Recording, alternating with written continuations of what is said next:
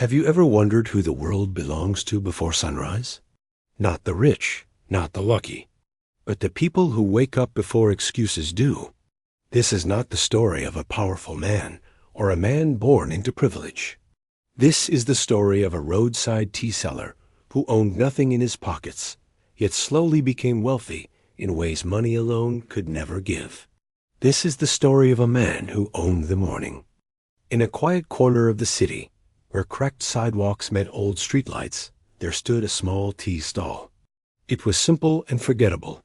2 wooden planks, a dented kettle, a small gas stove, and a faded sign that read, "Hot Tea." Every single day, without fail, the stall opened at exactly 5 in the morning, when the sky was still half dark and the city hadn't fully woken up. The tea seller's name was Rashid. Rashid was poor in the real sense of the word, not the kind of poverty people romanticize, but the kind that teaches you discipline through fear. Fear of hunger, fear of falling behind, fear of stopping.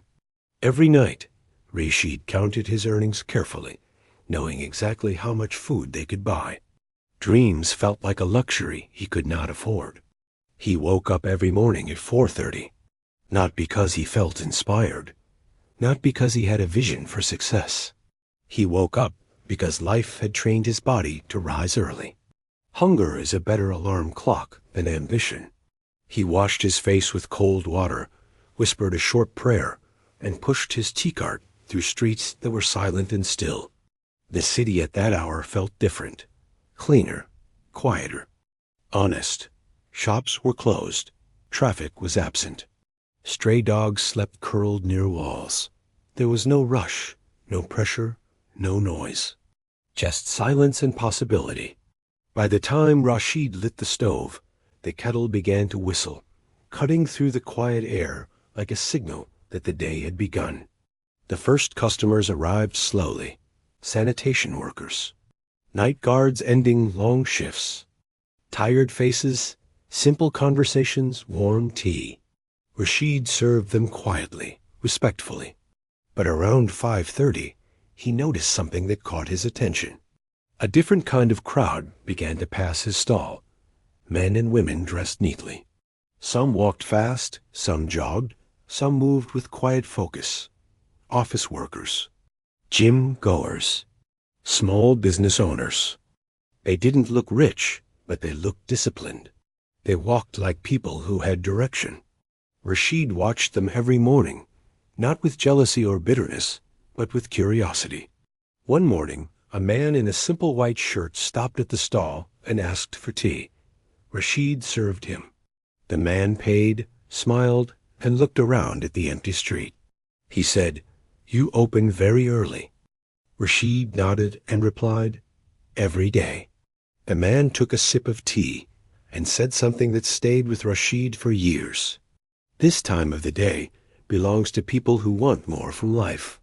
Those words settled quietly in Rashid's mind. Days passed. Then weeks. Rashid began setting up his stall faster and cleaner. He paid attention to details. He finished work earlier in the afternoon, tired but strangely alert. Something inside him had started to change, though he couldn't name it yet. One morning, Rashid noticed a young boy sitting near the stall, reading from an old, torn book. Curious, Rashid asked him why he wasn't in school. The boy smiled and said he worked in the evening and studied in the morning. That simple sentence hit Rashid deeply. The boy had nothing, yet he had chosen effort over excuses. That night, Rashid didn't fall asleep immediately. He opened an old cupboard and pulled out a dusty notebook from his childhood.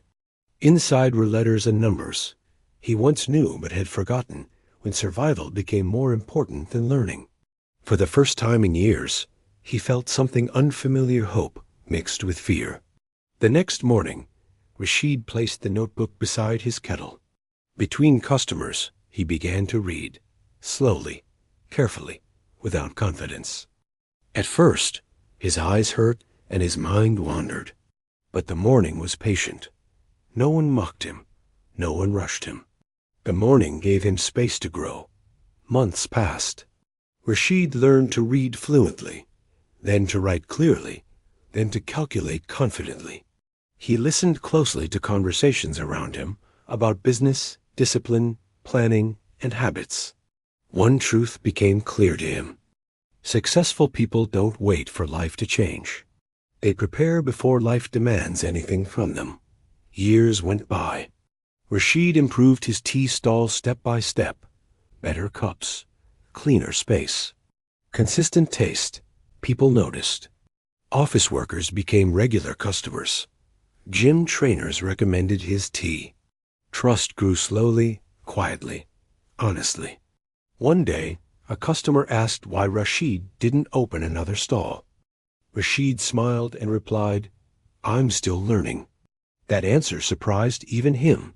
At night, Rashid planned. In the morning, he acted. He failed sometimes.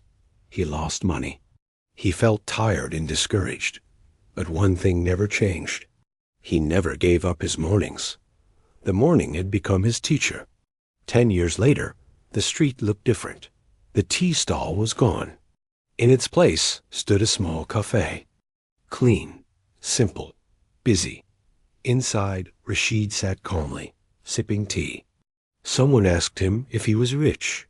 Rashid smiled softly and said he used to sell tea at 5 in the morning. When the man looked confused, Rashid explained that he once owned nothing, but he owned his mornings, and that changed everything.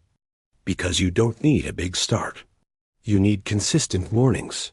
The morning doesn't care about your past. It doesn't ask about your failures. It only asks one question: will you show up today? If you do, again and again, one day life shows up for you.